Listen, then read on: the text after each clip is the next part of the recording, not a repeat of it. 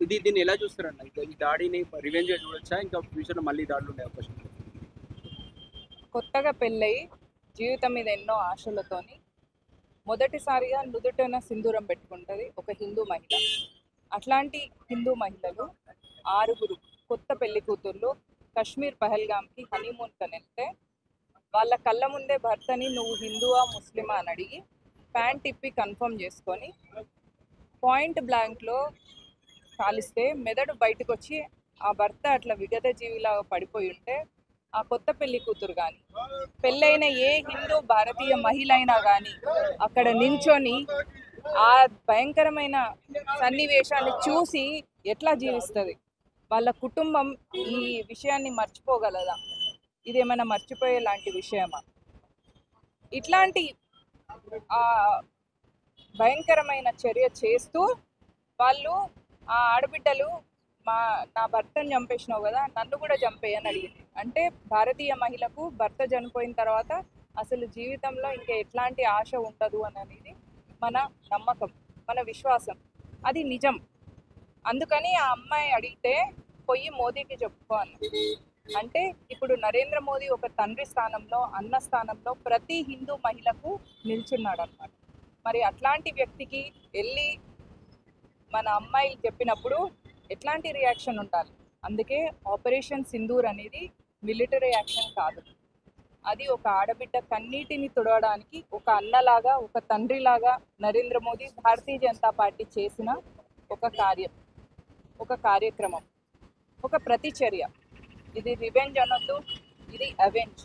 అంటే మన ఆడబిడ్డల కన్నీటి తుడిచి దాన్ని ఎట్లా కాంపెన్సేట్ చేయలేం. వాళ్ళని చంపితే కంపెన్సేషన్ అవ్వదు, కానీ వాళ్లకు ఒక చిన్నపాటి ఆ ఆ బాధను తుడిచే ఒక చిన్న ప్రయత్నం మాత్రమే. అంటే ఈ దాడికి ప్రతి దాడిగా వాళ్ళు జీర్ణించుకోలేక పాక్ ఆర్మీ ఉన్నటువంటి బార్డర్‌లో ఉన్నటువంటి సామాన్యుల మీద కాల్పులు జరుపుతా ఉంది. ఒక నలుగురు చనిపోయినటువంటి పరిస్థితి ఉంది. మీరేమంటారు? 70 సంవత్సరాల కాంగ్రెస్ పార్టీలో, అంటే 70 సంవత్సరాల స్వతంత్రం వచ్చిన తర్వాత పాకిస్తాన్ ఎప్పుడు కూడా దాన్ని బుజ్జగించే చర్యను మాత్రమే చూసిన పాకిస్తాను మొదటిసారిగా ఒక చెంప మీద కొడితే ఆ చెయ్యిని విరగొట్టేది చేసి చూపించింది నరేంద్ర మోదీ భారతీయ జనతా పార్టీ ప్రభుత్వం. ఇది చేయడం వల్ల వాళ్ళు జీర్ణించుకోలేకపోతున్నారు. అంటే కుక్క ఎప్పుడు మొరుగుతూ ఉంటే దాన్ని చూ చూ అని ఊరుకుంటే ఎట్లా ఉంటుంది? అదే దాన్ని తిరిగి ఒకటి కొడితే తోక ముడుచుకొని కుయ్యి కుయ్యి అని మొత్తుకుంటూ వెళ్ళిపోతుంది. ఇప్పుడు చేసింది అదన్నమాట. ఇన్ని సంవత్సరాలు కాంగ్రెస్ ఉన్నన్ని సంవత్సరాలు పాకిస్తాన్ మిలిటరీలు కానీ, పాకిస్తాన్ టెర్రరిస్ట్ కానీ, పాకిస్తాన్ అనే ఒక టెర్రరిస్ట్ దేశం భారత ఆర్మీ మీద కానీ, భారతీయ సివిలియన్ల మీద కానీ ఎలాంటి దాడి చేసినా కూడా సరైన అసలైన చంప పెట్టు లాంటి రియాక్షన్ ఎప్పుడు ఇవ్వలేదు. ఇది మొదటిసారి ఇచ్చేసరికి పాకిస్తాన్ జీర్ణించుకోలేకపోతుంది. సామాన్యులను చంపడానికి చాలా దారుణంగా.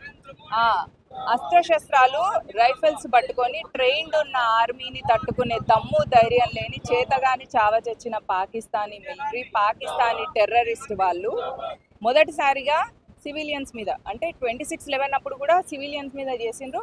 అప్పుడు ప్రపంచవ్యాప్తంగా ఎవరైతే భారతదేశానికి వచ్చిన విజిటర్స్ ఉన్నారో వాళ్ళందరూ కూడా చనిపోవడం వల్ల భారతదేశం ఉలిక్కి పడింది. అప్పుడు కూడా ఎట్లాంటి రియాక్షన్ తీసుకోలేకపోయింది. ఎందుకంటే అప్పుడు కూడా చేతగాని చావచచ్చిన ప్రభుత్వమే కేంద్రంలో ఉంది కాబట్టి. ఈసారి నరేంద్ర మోదీ ప్రభుత్వం ఇంత మంచి యాక్షన్ తీసుకునేసరికి వాళ్లకు ఆర్మీతో పెట్టుకుంటే మాకు పుట్టగతులు ఉండవు అని గ్రహించి ప్రజల మీదకి వచ్చిండ్రు, సివిలియన్స్ మీద, అంటే అన్ఆర్మ్డ్ పీపుల్ మీదకి. ఎట్లాంటి గన్నులు అస్త్రాలు చేతిలో లేని వాళ్ళ మీద వాళ్ళ ప్రతాపం చూపిస్తారు. అంటే చేతగానోళ్ళ పని అన్నమాట. అదే ఆర్మీతో పెట్టుకోండి. ఇప్పుడు మీకు ఆర్మీ రాత్రి 9 స్థావరాలు కూర్చింది. ఇప్పుడు పాకిస్తానీ టెర్రరిస్టులకు కానీ, ఇస్లామిక్ మతోన్మాదులకు కానీ, పాకిస్తాన్ మిలిటరీకి కానీ ఛాలెంజ్ చేసింది ఇండియన్ ఆర్మీ. ఇప్పుడు దమ్ముంటే వాళ్ళతో చేసుకోండి. వాళ్ళతో మీకు ఎంత స్థాయి ఉంది, మీది ఎంత కెపాసిటీ ఉన్నది అనేది ప్రపంచమంతా కూడా ఇప్పుడు చూస్తుంది. పాకిస్తాన్ తన మిసైల్ ఉన్నాయి, మేము మిసైల్ యూజ్ చేస్తామని చెప్పేసి అంటున్నారు. ఆ మిసైల్స్ని డిటెక్ట్ చేసే టెక్నాలజీ భారత్ దగ్గర ఉంది. ఇజ్రాయెల్ తర్వాత అంత ఇంటెలెక్చువల్ టెక్నాలజీ భారత్ దగ్గర ఉంది. కాబట్టి ఎట్లాంటివి చేసినా దానికి ప్రతిచర్యగా ఇండియన్ ఆర్మీ రెడీగా ఉంది. ఇండియన్ ఆర్మీ అనేది వెయిట్ చేస్తుంది ఇట్లాంటి సిచ్యువేషన్ కోసం. ఎందుకంటే ఆర్మీలో ఒక జవాన్ని చంపితే అతని భార్య నుదుటిన సింధూరం పోయినప్పుడు ప్రతి ఆర్మీ ఆఫీసర్ గుండెల్లో బాధ అవుతుంది. సివిలియన్ అయినప్పుడు అప్పుడు కూడా ప్రతి ఆర్మీ ఆఫీసర్కి గుండెల్లో బాధ అవుతుంది. ఇప్పుడు వాళ్ళ లోపల ఉన్న ఆక్రోశాన్ని, ఆవేదనని, దానికి ప్రతిచర్యగా ఏం చేయాలి అని చెప్పేసి ఆర్మీ రెడీగా ఉంది. దానికి తగ్గట్టు యాక్షన్ ఆర్మీ తీసుకుంటుంది. Indian army world's one of the best army forces. అంటే పీఓకేలో అసలు ఎన్నిసార్లు వాళ్ళ మీద దాడులు చేసి స్థావరాలను లేకుండా చేసినా కూడా పీఓకే ఆధారంగా చేసుకొని మళ్ళీ స్థావరాలు పెట్టుకొని మళ్ళీ దాడులకు ప్రధానంగా పీఓకే కేంద్రంగా మారి సో అది స్వాధీనం చేసుకుంటేనే ఫ్యూచర్లో దాడులు ఉన్నాయని చెప్పేసి అంటున్నటువంటి పరిస్థితి మీరేమంటారు? ఉన్మాదం అనేది ఒక మతం నుంచి వచ్చినప్పుడు మీరు ఒక ప్రాంతాన్ని కాపాడితే పోదు, అది ఒక మానసిక దౌర్భాగ్య స్థితి. ఒక స్థావరంగా మారిపోయింది పీఓకే అనేది. అక్కడ అయితే మేము సేఫ్ గా ఉంటాము అని చెప్పేసి అక్కడ ఉన్న వాళ్ళు కూడా స్థానికులు కొందరు సహకరిస్తున్నారు అని చెప్పేసి అంటున్నారు. స్థానికులు, ఉన్మాదులు, దుష్టులు ఎప్పుడైనా ఎక్కడైనా అలాంటి వాళ్ళ జాతికి వాళ్ళు సహకరించుకోవడం అనేది సహజం. పీఓకేలోనే ఉంది టెర్రరిస్ట్ స్థావరాలు అంటే పీఓకేలో ఉన్నాయి. వాటిని సృష్టించేది పాకిస్తాన్. మరి ఈ లెక్క ప్రకారంగా చూస్తే మొత్తం పాకిస్తాన్ని మట్మాయం చేస్తేనే టెర్రరిజం అనేది అంతమవుతుంది. పీఓకేని ఫస్ట్ స్వాధీనం చేసుకోవాలని చెప్పేసి డిమాండ్ అనిపిస్తుంది. అసలు దాన్ని పాకిస్తాన్ ఆక్యుపైడ్ కశ్మీర్ కాదు, అది పాకిస్తాన్ ఆక్యుపైడ్ ఇండియన్ పార్ట్. అది దాన్ని యాక్చువల్లీ ఏంటంటే కశ్మీర్ని ఆక్యుపై చేసిండ్రు, కశ్మీర్లో తీసుకుంటుండ్రు అనే దాని నుంచి మనం బయటకు వచ్చి ఇండియాలో చేసిండ్రు, ఇండియన్ మీద చేసిండ్రు.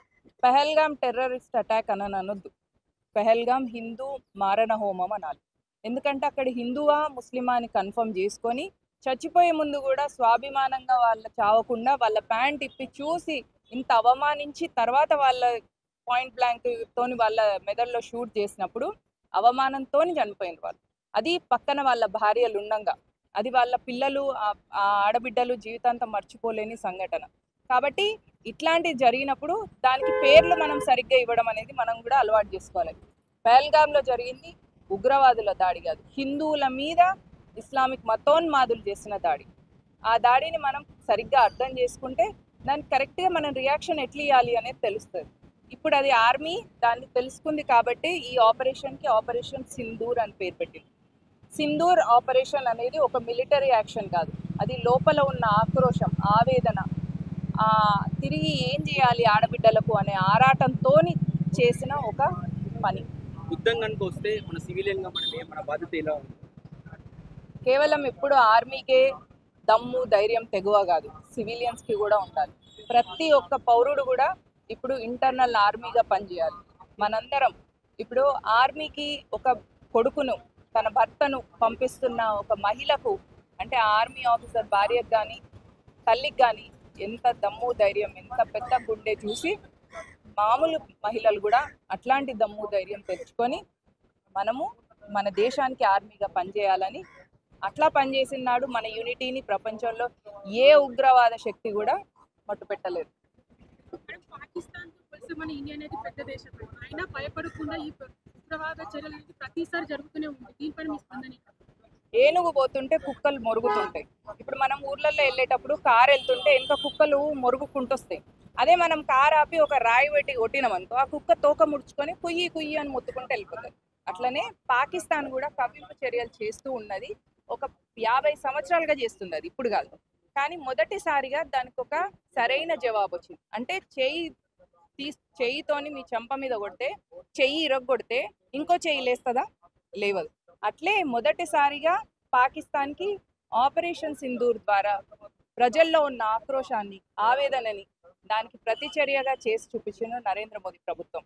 ఈ ఆపరేషన్ సింధూర్ ద్వారా ప్రతి హిందూ మహిళకు కూడా నరేంద్ర మోదీ, భారతీయ జనతా పార్టీ మీ రక్షణ కోసం మేమున్నాము, మీకోసం మేమున్నాము, ఈ సిద్ధాంతం కోసం, ఈ దేశం కోసం, ఈ ధర్మం కోసం, ఈ సంస్కృతి సాంప్రదాయాల కోసం, వీటిని ముందుకు తీసుకెళ్తున్న హిందూ ఆడబిడ్డల కోసం నేనున్నా అని మోదీ, మేమున్నాము అంటూ భారతీయ జనతా పార్టీ నిలబడింది.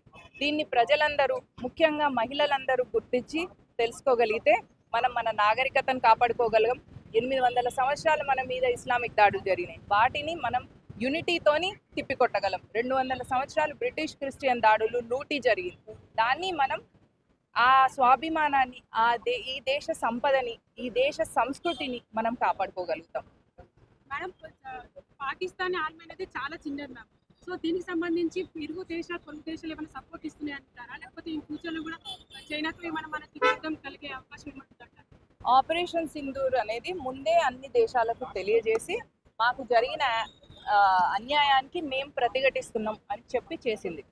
కాబట్టి దీని ప్రకారంగా ఏ దేశం కూడా పాకిస్తాన్కి సపోర్ట్ చేయదు.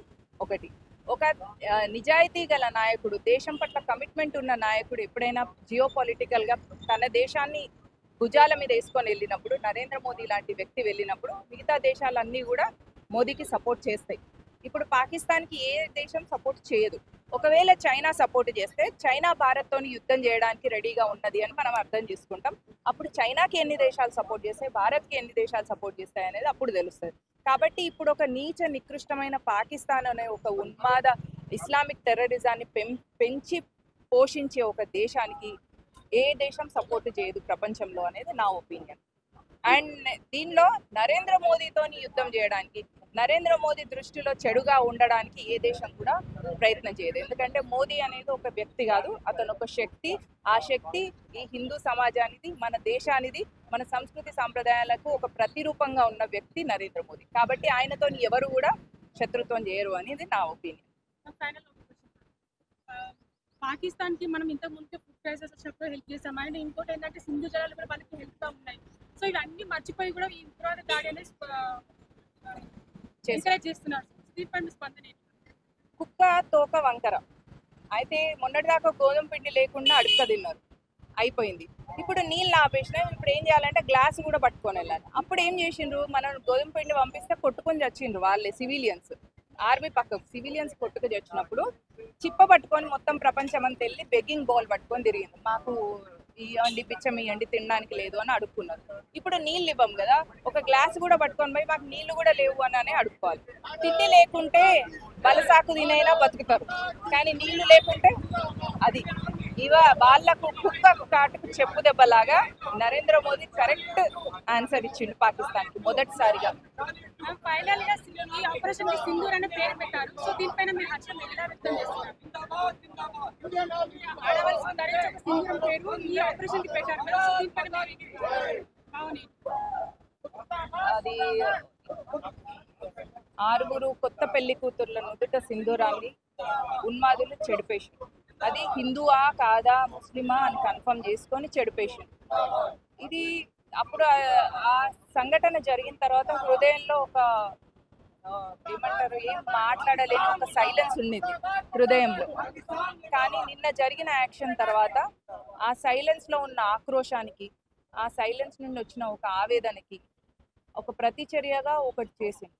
అంటే ఏం చేసినా వాళ్ళ నుదుటి సింధూరాన్ని మళ్ళీ తిరిగి పెట్టలేదు. వాళ్ళకు జరిగిన ఆ భయంకరమైన మెమొరీని మనం తీసేయలేము. కానీ కొద్దిగా గుడ్డిలో మెల్లగా మిగతా ప్రజలందరికీ, దేశం మొత్తంలో ఉన్న ఆడబిడ్డలందరూ కూడా పడిన ఆవేదనకు ఒక చిన్న యాక్ట్గా దీన్ని మనం చూడాలి. అంతేగాని ఇది మనం రివెంజ్ తీసుకోవడం కోసము చూసేది కాదు. మన సంస్కృతి కూడా, మన నాగరికత కూడా ఎప్పుడు కూడా వేరే ఒక దేశం మీద దాడి చేయాలని, ఆ దేశాన్ని నాశనం చేయాలని, జల్ జమీన్ జోరు వీటిని ఎప్పుడు కూడా పరస్త్రీని కానీ పరధనాన్ని కానీ ముట్టద్దు అనే చెప్పేదే మన సంస్కృతి. మనం ఎప్పుడూ అట్లాంటి ఉద్దేశంలో లేవు. కానీ జల్ జమీన్ జోరు కోసం ఇస్లామిక్ ఉన్మాదం మన మీద దాడి చేయడం వల్లనే మనం ఆఫ్ఘనిస్తాన్ని కోల్పోయినాం, పాకిస్తాన్ని కోల్పోయినాం, బంగ్లాదేశ్ని కోల్పోయినాం. ఇప్పుడు మనందరం సంఘటితమై అఖండ భారత్ని కాపాడుకోవాలి, సాధించుకోవాలి. ఇది మనకి కర్తవ్యం అనేలాగా ప్రతి హిందూ, ప్రతి భారతీయుడు ఉండాల్సిన సమయం.